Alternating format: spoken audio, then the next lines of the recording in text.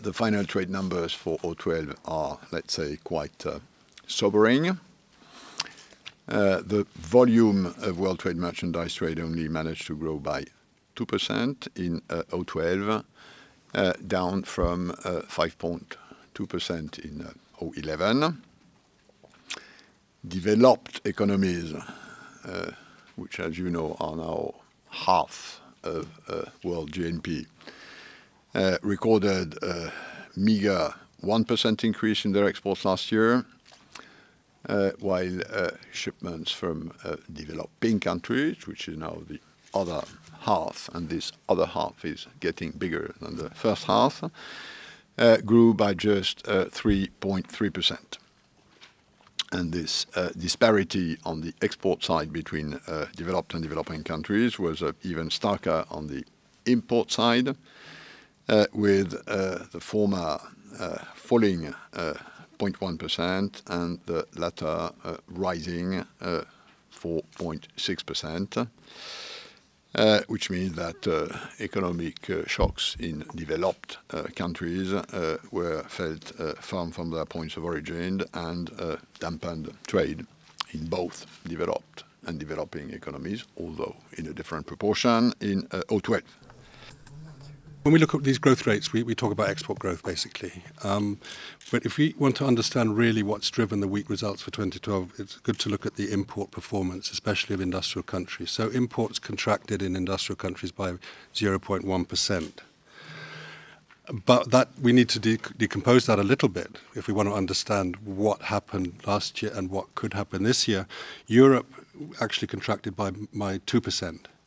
Whereas the US in import growth, whereas US expanded by 2.8 and Japan by 3.7. I think one bright spot that it's really worth noting is Africa. Africa did the best of all regions. Its trade grew at 6.1%. You have to, of course, discount the fact that it did really badly in 2011 with a minus 8.5% growth rate because of Libya and the Arab Spring. But still, if you look at the underlying relationships, you see that Africa's GDP grew by 9% in 2012. That's pretty impressive. So I think there's something else going on in Africa. We foresee slightly faster growth in the volume of world merchandise trade, 3.3% for 2013, still below the 20-year average. The basic assumption is 2.1% growth in world GDP at market exchange rates, unchanged from last year. Exports of developed countries should grow by 1.5%, while those of developing countries should advance 5.3%. Developed economies imports should grow by 1.4%, while those of the developing economies should expand by 5.9%.